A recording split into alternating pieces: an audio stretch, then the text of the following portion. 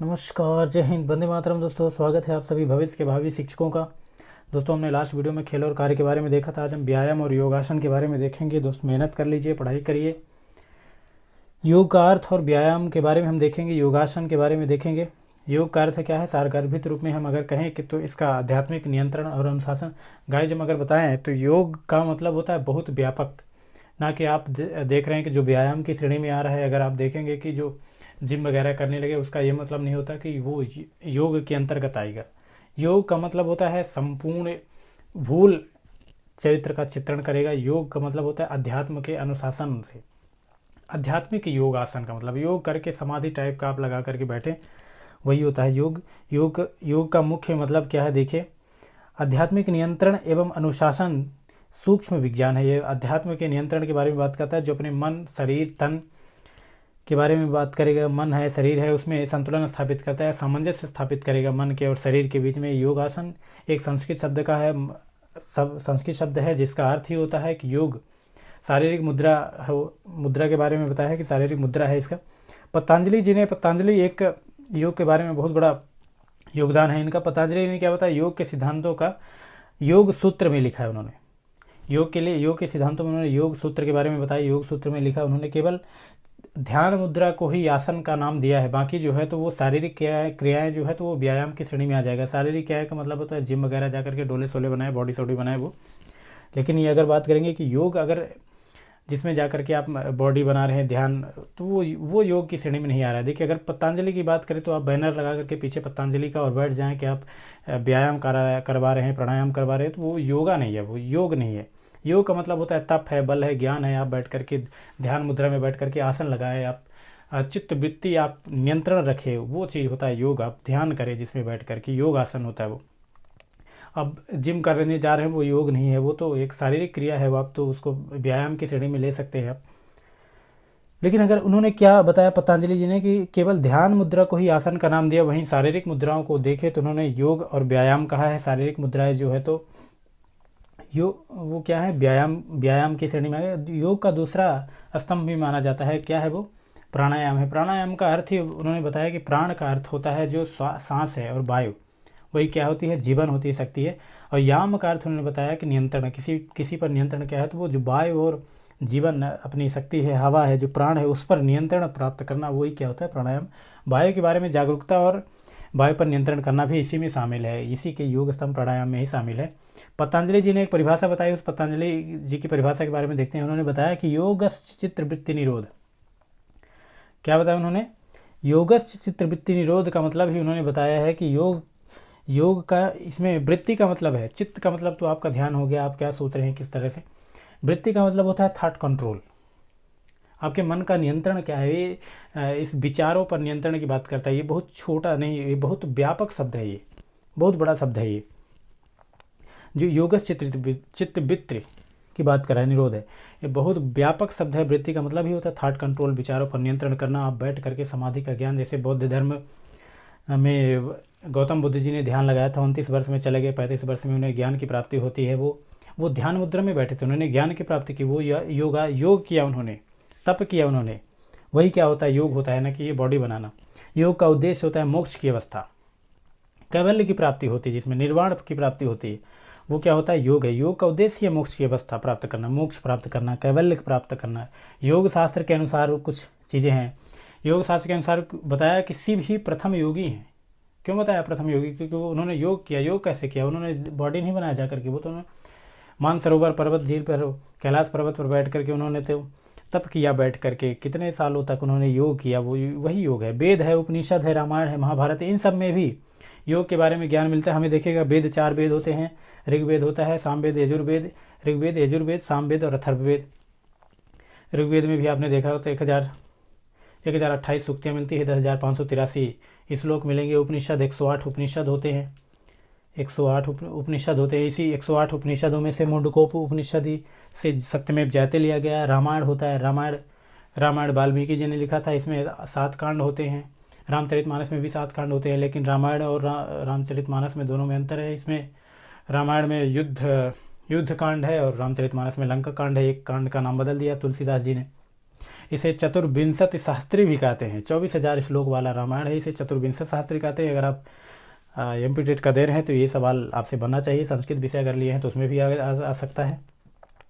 महाभारत की बात करें तो वेद व्यास जी ने लिखा था इस महाभारत में, तो ये सहस्त्र संहिता भी इसका नाम है। महाभारत को वेद व्यास जी ने लिखा था, सहस्त्र संहिता भी इसका नाम है। सभी में इन सब चीज़ों में क्या होता है कि योग का वर्णन मिलता है। पतंजलि के योग सूत्र में योग का शास्त्रीय वर्णन मिलता है। पतंजलि ने योग सूत्र के बारे में लिखा है, उन्होंने उसमें शास्त्रीय वर्णन मिलता है। और पाणिनि जी ने तो अष्टाध्यायी लिखा था जहाँ व्याकरण की बात करते हैं। पतंजलि जी ने भी योग सूत्र की रचनाएं की है उन्होंने। सन 2014 ईस्वी में संयुक्त महासभा को संबोधित करते हुए, सन 2014 में संयुक्त महासभा को संबोधित करते हुए माननीय प्रधानमंत्री नरेंद्र मोदी जी ने क्या कहा, विश्व के लोगों से क्या क्या आह्वान किया अंतर्राष्ट्रीय योग दिवस मनाने का। कब मना रहे हैं? 21 जून को। अंतर्राष्ट्रीय योग दिवस कब मनाया जा रहा है? 21 जून को मनाया जा रहा है। कब उन्होंने 21 जून ये आह्वान किया विश्व यूएन सभा में, संयुक्त राष्ट्र सभा में, और फिर ये अंतर्राष्ट्रीय योग दिवस मनाने की अपील की। और तत्पश्चात दिसंबर में लगभग 2014, उसी सन 2014 में दिसंबर में लगभग 193 देशों की बैठक होती है, जिसमें 177 देशों ने समर्थन दिया कि हाँ 21 जून को सर्वसम्मति से योग दिवस मनाया जाना चाहिए। तो कब कौन किया था इसमें पहल जो हो तो नरेंद्र मोदी जी ने किया था। भारतीय मूल के प्रधानमंत्री हैं, भारतीय मूल तो ठीक है। 177 देशों का समर्थन प्राप्त हुआ। वहीं 21 जून को सर्वसम्मति से हुआ। और भारत में भी आयुष मंत्रालय ने पहली बार 21 जून 2013 को राजपथ नई दिल्ली में आयोजन किया था योग दिवस मनाने के लिए। वहीं दूसरा जो है तो पहला क्या हुआ, नई दिल्ली में मनाया गया, महत्वपूर्ण है। 2013 में 21 जून को नई दिल्ली में किया गया था। दूसरा 2 साल बाद 2015 में हुआ चंडीगढ़ में 21 जून। आप दिल्ली से और थोड़ा ऊपर चले जाइए, चंडीगढ़ हरियाणा और पंजाब और हरियाणा की राजधानी। तृतीय 2017 में चले जाइए, नई दिल्ली फिर से वापस चला गया। इसका योगा फॉर हेल्थ थीम रखी गई, योगा फॉर हेल्थ, स्वास्थ्य के लिए योगा करना है। चौथा वहीं 2018 में चले जाइए, एक ही साल का अंतराल है। देहरादून भारतीय वन सर्वेक्षण संस्था यहीं पर है। जिम कॉर्बेट नेशनल पार्क है यहीं पर देहरादून में। योगा फॉर पीस, शांति के लिए योगा करना था 2018 में। पाँचवा की बात करें तो 2019 में रांची में किया गया था। भारत की कर्क रेखा गुजरती है यहीं रांची राजधानी से, झारखंड की। योगा फॉर हेल्थ, महेंद्र सिंह धोनी का जादू नगरी है ये। प्राचीन व्याख्याओं से इस बात पर जोर दिया गया कि योगा जो होता है प्रशिक्षित गुरुओं से ही, उन्हीं के देखभाल में योगा करना चाहिए। अगर आप नहीं जानते हैं तो उसके बारे में तो आप योगा ना करें, अन्यथा आपके शरीर के लिए भी नुकसानदायक हो सकता है। वहीं अगर बात करते हैं तो योगा जो है तो लगभग भारतवर्ष की ही देन है, भारत की ही देन है ये। इसकी जो शुरुआत कही जाती है तो ये सिंधु घाटी सभ्यता से ही मानी जा रही है। लगभग अब तो 2450 से 1750 ईस्वी तक जो है तो सिंधु घाटी सभ्यता का भी वर्णन मिलता है इसमें। ये सिंधु घाटी की सभ्यता से ही उसी काल से माना जा रहा है। बाकी तो अब कबीरदास जी, सूरदास जी, तुलसीदास जी, जिनके भी रचना है, इन सब में योगा का आध्यात्मिक अनुशासन का नियंत्रण जो भी है इसमें प्राप्त होगा आपको। योगा के तत्व कितने के हैं, क्या क्या हैं, उसके बारे में हम देखते हैं। योग के तत्व या अंग देखते हैं। उसमें 8 अंग कौन बताया? पतंजलि जी ने इसके बारे में 8 अंगों के बारे में बताया, जिन्हें अष्टपथ भी कहा गया। योग के बारे में बताया जिसे क्या कहा गया है? अष्टपथ भी कहा गया है। यम, सबसे पहले तो देखिए यम, नियम, आसन, प्राणायाम, प्रत्याहार के बारे में। यम की बात करें तो इसकी संख्या जो तो ज़्यादा है। अगर हम जितना डीप जाएंगे तो एमपी टेट भर के 3 से उतना दूर जाएंगे। हमें ज़्यादा डीप जाना नहीं, हमारे सवाल कहाँ से बनेंगे हमें सिर्फ उतना ही देखना है। अगर हम ज़्यादा बढ़ेंगे तो बृहद रूप से पढ़ने के लिए तो फिर बहुत कुछ है। आप योग करने के लिए तो योगा से आप PhD कर सकते हैं, लेकिन एक छोटी सी लाइन है, उसी को हमें देखना है, उसी को हमें लगभग क्रैक करके रखना है। तो यम के अंदर इनकी संख्या जो बताई गई है तो अहिंसा है, सत्य है, अस्तेय है, ब्रह्मचर्य, अपरिग्रह। इसमें ज़्यादा कुछ बताने की ज़रूरत नहीं है। सत्य अहिंसा की बात करा। इसमें नियम है, जो नियम का पालन करे, सत्य, संतोष, शौच, तप, स्वाध्याय, ईश्वर, प्राणी, ध्यान, मतलब नियम के अनुसार ही चलेगा। आसन की बात करें तो 84 आसन की बात करते हैं। प्राणायाम के बारे में बात करें तो हमने बताया आपको, सांस लेना, सांस के प्रति जागरूक होना। प्राणायाम की ओर अगर बात करते हैं आगे चल करके हम आप प्राणायाम के बारे में देखेंगे। वही बात करते हैं तो प्रत्याहार हो गया, धारणा हो गया। तो 8 अब ध्यान और समाधि, 8 हमें ध्यान में रखना है।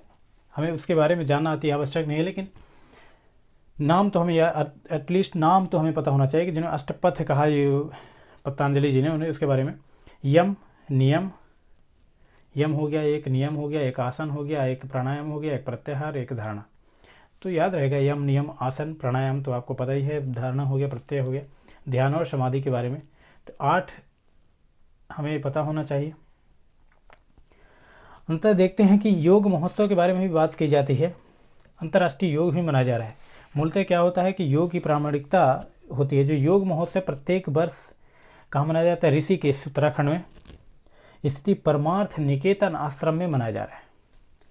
इसका क्या होता है कि प्रामाणिकता पर आधारित ये उत्सव जो होता है प्रत्येक वर्ष में क्या है कि मार्च में ऋषिकेश में स्थित क्या है, परमार्थ निकेतन आश्रम में आयोजित होता है। कब से शुरुआत है इसकी? 1999 से इसकी शुरुआत होती है। इसका उद्देश्य ये है कि अभ्यास के द्वारा जो भी है लोग प्रकृति से जोड़ना है। योग का मतलब होता है कि प्रकृति से जोड़ना है। योग का अद्भुत प्राकृतिक लाभ के बारे में बताया उन्होंने। हमारे जीवन सौंदर्यता से जोड़ करके रखा है इसको। योग में ध्यान की महत्ता को विशेष महत्व दिया गया है। ध्यान लगा करके बड़ा ध्यान मुद्रा में बैठना, ये चारे लोगों से इस तरह से विश्व में इस तरह से, और योग से बीमारियों को दूर भी किया जा सकता है। हम देखते हैं सूर्य नमस्कार के बारे में, जो बहुत ही आवश्यक है। हमारे सभी विद्यालयों में ये मनाया जा रहा है सूर्य नमस्कार। योगा की बात करें और सूर्य नमस्कार की बात ना करें, क्योंकि मध्य प्रदेश तो सबसे पहले यही पहल कर रहा है सूर्य नमस्कार के बारे में। सूर्य नमस्कार 12 जनवरी को स्वामी विवेकानंद के जयंती के अवसर पर ये विद्यालय महाविद्यालय में सुबह 9:30 बजे से 10 बजे तक, 9 बजे से 10:30 बजे तक सूर्य नमस्कार किया जाता है। इसी दिन जो है तो युवा दिवस भी है। 12 जनवरी को स्वामी विवेकानंद के जन्म पर ही युवा दिवस भी मनाया जाता है। दोस्तों पढ़िए, नोट्स बनाइए प्रॉपर तरीके से, सफलता की गारंटी हम देते हैं। अगर नोट्स नहीं बना रहे तो फिर गारंटी नहीं ले सकते। आप अपने से बनाइए, बिना नोट्स कुछ नहीं होता। सूर्य नमस्कार के बारे में देखते हैं। सूर्य नमस्कार में 12 स्थितियाँ हैं। दोस्तों धुआं करो, पेपर को नस्ते नाबूद करो। बिल्कुल ईवीएस तो नस्ते नाबूद है। बिल्कुल आप सिलेबस वाइज चले, ऐसे आपको टॉपिक वाइज तो कहीं मिलेगा नहीं। देखिए जहाँ भी आप ढूंढेंगे तो हर जगह कुछ ना कुछ छोड़ के चल रहे हैं लोग, या फिर सारी चीज़ों को कवर नहीं कर रहे हैं। तो इस तरह से आपको एक जगह सारी चीज़ें प्रॉपर इस तरह से नहीं मिलेगी। प्राणायाम की बात करें, प्रणामासन सबसे पहला जो होता है योग में, प्रणामासन की बात करता है। तो प्रणामासन में इसमें एक सूत्र भी होता है, इसका मंत्र भी होता है, जिसे हमें ज़्यादातर ध्यान नहीं देना है उस पर कि क्या है उसमें, हम कितना करते हैं, क्या मंत्रों के बारे में उच्चारण करते हैं। लेकिन हमें प्रमाणासन के बारे में बात करते हैं तो ये इस तरह से आकृति बनती है। हमें प्रणाम करना है हाथ जोड़ करके, सीधे स्थानों में खड़े होकर के। अगर मंत्रों की बात करें तो इसी में जो है तो ओम मित्राय नमः के बारे में बात करता है। ये उच्चारण किया जाता है, ये इस तरह से आकृति बनाने के बाद, करने के बाद, ये प्राणायाम करने के बाद। तो प्रणामासन में इस तरह से करने के बाद ओम मित्राय नमः, सबके मित्रों को प्रणाम। और ये ओम मित्राय नमः की बात करें तो जहाँ संस्कृत लिए हैं तो नमः लगा है अगर, तो चतुर्थी विभक्ति लगेगी। तो मित्राय इसीलिए लगा है कि क्योंकि ये चतुर्थी विभक्ति है। तो जहाँ शब्द कैसे लगता है, जहाँ लास्ट में नमः स्वस्ति स्वाहा स्वधा बलम बसट, इस तरह के अगर लास्ट में शब्द है तो चतुर्थी विभक्ति लगती है। संस्कृत वाले छात्र समझेंगे, जो इंग्लिश वाले हैं उनके तो पल्ले भी नहीं पड़ेगा। माफ़ करिएगा, सब समझदार हैं, सब पढ़ सकते हैं। हस्त उत्तानासन, इसका मतलब होता है ऊपर की ओर प्रकाश को प्रणाम करना है। ये देखिए दूसरी आकृति बनती है इस तरह से, हस्त उत्तानासन। इसमें हमने आपको चित्र वाइज भी बताया कि ध्यान में रखें कि पहला हाथ जोड़कर खड़ना, दूसरा हाथ जोड़ करके पीछे की ओर ऊपर आसमान में हस्त हाथ को उठा करके, हस्त मतलब हाथ को उठा करके उत्तानासन करना है। इसका भी मंत्र है ओम रवये नमः। रवये नमः मतलब, रवये का मतलब रवि का मतलब सूर्य के बारे में बात कर रहा है। तो रवये नमः, सूर्य को नमस्कार कर रहा है ये, इसलिए हस्त उत्तानासन तो प्रकाश को प्राणायाम कर रहा है ये।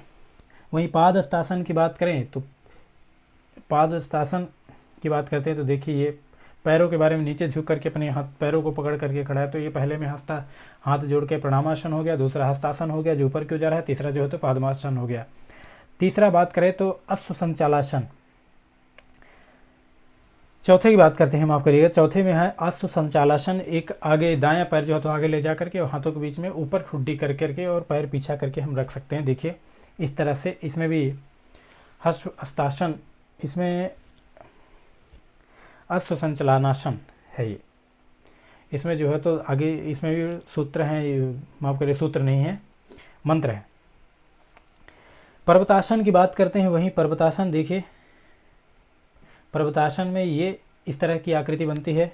आगे पैर करेंगे, पीछे पैर है, ऊपर की ओर अपना बीच का हिस्सा ऊपर उठाते हैं, नीचे सिर रखेंगे। पर्वतासन आपने देखा पहले में क्या है कि प्रणामासन है, दूसरे में क्या है ये सूर्य को प्रणाम करे रवये नमः, तीसरे में पादहस्तासन है, चतुर्थ में अश्व संचलनासन है, फिर पर्वतासन है। देखिए अगर आगे चलेंगे तो फिर से वापस यही मिलेंगे, 8 के बाद यही मिल रहे वापस से। 6 में देख रहे हैं, छठे नंबर पर कौन सा है, छठे नंबर पर अष्टांग नमस्कार है। देखिए किस तरह से आकृति बन रही है अष्टांग नमस्कार में। इसमें भी जो है तो ओम पुष्णे नमः, ये जो है तो ओम पुष्णे नमः मतलब पोषण को प्रणाम करें। पोषण तो आप जानते हैं 7 घटक हो रहे हैं इसमें। प्रोटीन सबसे पहले आप देखें तो कार्बोहाइड्रेट है, वसा है, प्रोटीन है, विटामिन है, खनिज लवण है, जल है, ये सारी चीज़ें क्या है पोषण के आहार है। पोषण के घटक भी पर्यावरण में ही मिलेंगे आपको। तो ये क्या है अष्टांग नमस्कार है, ये पोषण के बारे में बात करता है। 7वीं आकृति के बारे में देखते हैं। 7वीं आकृति आपको समझ में आएगी कि भुजंगासन। आप ध्यान में चित्र रखने का मतलब है कि दोस्तों आपको समझ में आ जाए कि किस चीज़ अष्टांग नमस्कार क्या है। इसके बारे में अगर हम थ्योरी लिख देते तो आपको इतने अच्छे समझ में नहीं आता, आपको हम समझा देते। लेकिन ये भुजंगासन में जो है तो ये क्या क्या कहा है, ओम हिरण्य गर्भाय नमः। अब देखिए इस तरह से इसमें यह आकृति बन रही है। इसमें क्या होता है कि स्वर्णिम विश्वात्मा को प्रणाम करने के लिए बात कही जाती है। हम आगे देखते हैं पर्वतासन, वापस से फिर आ जाएगा यही 5वां वाला, और फिर से 5वां, चौथा, तीसरा, दूसरा, ये पहला आ जाएगा वापस से। पर्वतासन में आप देखिए कि 8वें में फिर से वही आकृति है, वापस चलते हुए जाएंगे, खड़े हो जाएंगे फिर से। अश्व संचलनासन से फिर वही आ जाएगा आपको 9वीं आकृति, फिर से अश्व संचलनासन दिखेगी, संचालनासन। फिर आगे चल करके देखते हैं वहीं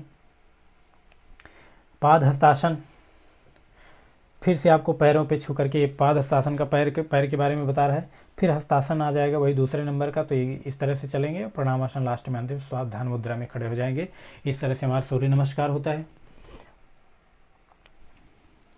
दोस्तों आगे देखते हैं। अगर ये प्रयास अच्छा लगे दोस्तों तो आप चैनल को सब्सक्राइब जरूर करिए। सब्सक्राइब करना बहुत आवश्यक है दोस्तों, बाद में आप अनसब्सक्राइब कर दीजिए। पहले आपके घर में एक सरकारी सीट चाहिए, आपका विद्यालय में एक सरकारी सीट होनी चाहिए। मेहनत कर लीजिए प्रॉपर तरीके से, फिर बाद में आप हमारा चैनल अनसब कर दीजिएगा, लेकिन अभी सब कर लीजिए, क्योंकि ऐसी चीज़ें आपको मिलती रहेगी। और आपको जब ये नोटिफिकेशन मिलेगा तो कम से कम आप एक बार देखेंगे तो आपके लिए बहुत आवश्यक है देखना।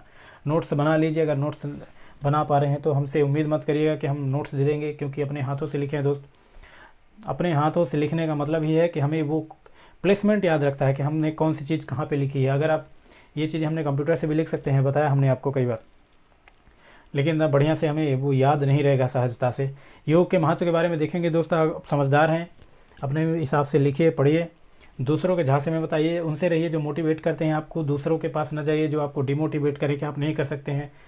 आप कर सकते हैं, बिल्कुल कर सकते हैं। आप में जज्बा है, रुतबा है, करिए, बिल्कुल करिए। इसी बात पे एक जैसे पुरानी कहावत है अपनी कि जब जब मंजिलों ने हौसलों से कहा तेरे बस की बात नहीं, तो हौसलों ने मंजिलों की आंखों में आकर डाल के कह रहा है चल जोटी तेरी इतनी औकात नहीं।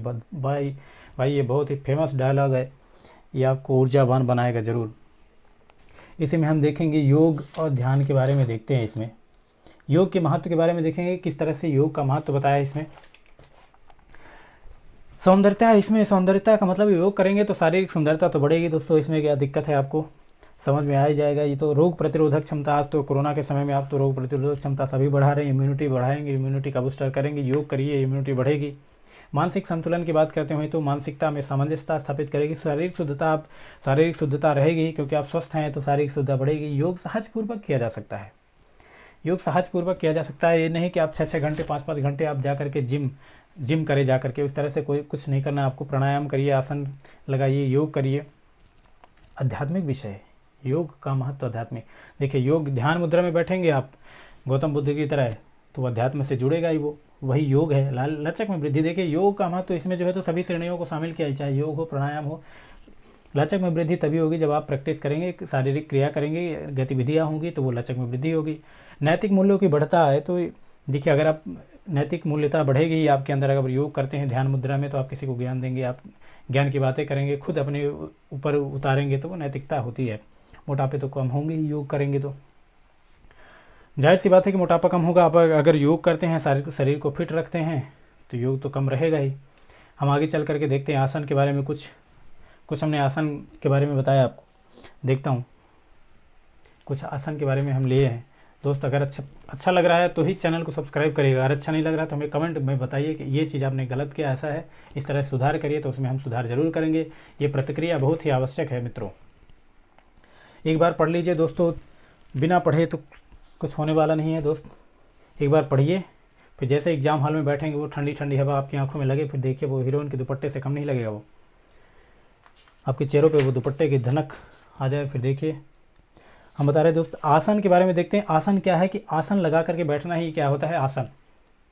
चिरकाल तक सुखपूर्वक बैठना ही आसन होता है। इसमें जो आसन है इसमें भी कई प्रकार के हैं। आपको विश्रात्मक आसन मिलेगा, ध्यानात्मक आसन मिलेगा, वहीं सर्वधानात्मक आसन मिलेगा। तो विश्रात्मक आसन का इसमें कौन कौन से आसन आएंगे आपको बता दें। इसमें आप अनुलोम विलोम को समझिए, श्वासासन, मकरासन, ये प्राणायाम, ये विश्राम, आराम से बैठिए, अनुलोम विलोम करिए, यही क्या है, विश्रात्मक आसन। ध्यानात्मक आसन की बात करते हैं तो देखिए इसमें ध्यान लगा करके बैठना है ध्यानात्मक आसन में। इसमें पद्मासन, स्वास्तिक आसन, इस तरह की आएंगे किसमें, धनात्मक के।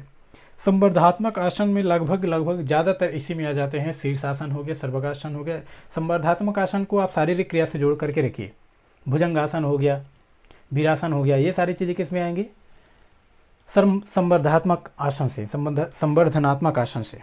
वही बात करें आसन के बारे में, आसन के अगर लाभ के बारे में बात करते हैं तो आसन के लाभ के बारे में अगर बात करते हैं तो इसमें क्या होता है कि अस्थियों को जोड़ करके शक्तिशाली हो जाते हैं। अस्थियाँ और जोड़ जो होते हैं तो शक्तिशाली हो। आसन लगा करके बैठिए, आप मेहनत करिए, प्राणायाम करिए, योग करिए, आप शारीरिक क्रिया है तो आसन लगाइए, तो इससे क्या होगा, आपके शरीर में वृद्धि होगी, मजबूती आएगी, मांसपेशियाँ शक्तिशाली होंगी। मांसपेशियाँ क्या होती हैं, मजबूत होती हैं, शक्तिशाली होती हैं। रक्त का प्रवाह जो है तो वो सामान्य रहता है, आपका ब्लड प्रेशर, बीपी वगैरह ये सब स्वस्थ रहते हैं। श्वसन अंग जो होते हैं तो मान लीजिए कि वो सब सांस लेने के लिए वो सब क्या है, सब कुशल होते हैं, बढ़िया होते हैं। पाचन तंत्र की कुशलता आपकी बढ़िया बेहतरीन होती है। बाकी इस तरह से आप अगर चलेंगे, आगे देखेंगे, आगे हम कुछ आसन के बारे में हमने कुछ लिया है, चित्र आपको दिखाएंगे।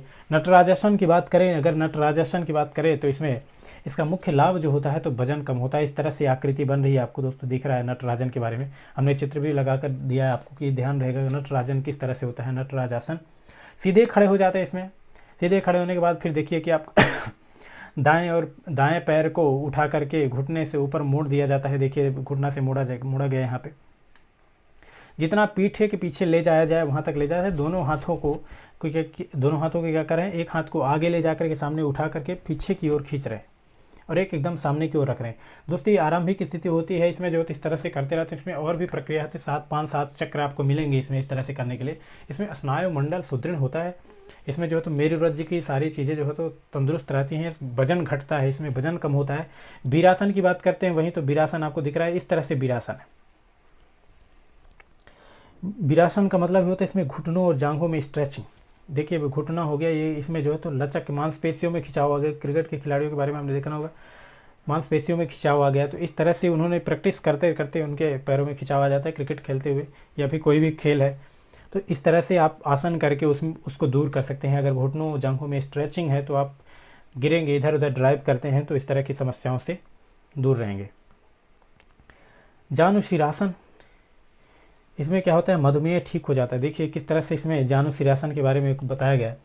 पैरों को सामने करके सीधे इसमें फैला करके बैठ जाते हैं और बाएं घुटने को मोड़ करके दाहिने जंघा के पास रखते हैं। देखिए इस तरह से दाहिने जंघा के बीच में रखा जाता है। इसमें सांस भर करके दोनों सांसों हाथों से सिर से उठाएं और खींच कर कमर की ओर दाहिनी तरफ से छोड़ देते हैं। देखिए इस तरह से हाथ पैर को आगे पकड़ कर रखते हैं और ये पैर घुटने के बल मोड़ करके इस तरह से किया जाता है।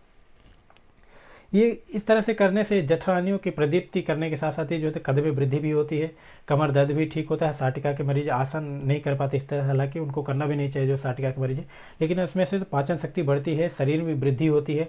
देखिए कपोत आसन, कपोत आसन तो बहुत ही फेमस है दोस्तों। कपोत आसन शरीर को स्वस्थ और सुडौल बनाने के लिए, हीरो बनने के लिए तो ये करना पड़ेगा आपको। बॉडी में फ्लेक्सिबिलिटी देखिए कितनी तगड़ी है, फ्लेक्सिबिलिटी बहुत ही अच्छी इसमें देखिए। इसको करने के लिए शरीर एकदम सुडौल और स्वस्थ हीरो बनना है दोस्तों, तो ये करिए। पढ़ना है तो आप ये अभी मत करिए, पढ़ाई कर लीजिए, पेपर निकालिए, फिर इसके बाद आपके पास यही समय रहेगा, आप करिए यही। दोस्तों अगर ये वीडियो अच्छा लगता है तो अपने दोस्तों के साथ शेयर करिए, मित्रों मित्रियों के साथ ज़रूर शेयर करिए, उनके पास भी ये पहुंचना चाहिए जिनको आवश्यक है।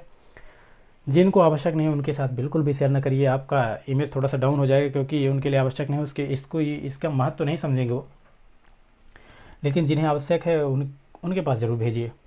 दोस्तों आज तक यहीं रहेगा। अगर आपको अच्छा लगता है, बता रहे हैं दोस्तों को, आप नोट्स ज़रूर प्रॉपर तरीके से बनाइए। नोट्स बनाना ही सफलता की गारंटी है, सफलता की कुंजी है। द स्टडी आश्रम TSA को सब्सक्राइब करिए, अपने मित्रों के साथ शेयर करिए। आज यहीं रहेगा दोस्तों। स्वस्थ रहिए, मस्त रहिए, प्रसन्नचित रहिए, आह्लादित रहिए। Bye bye, have a nice day.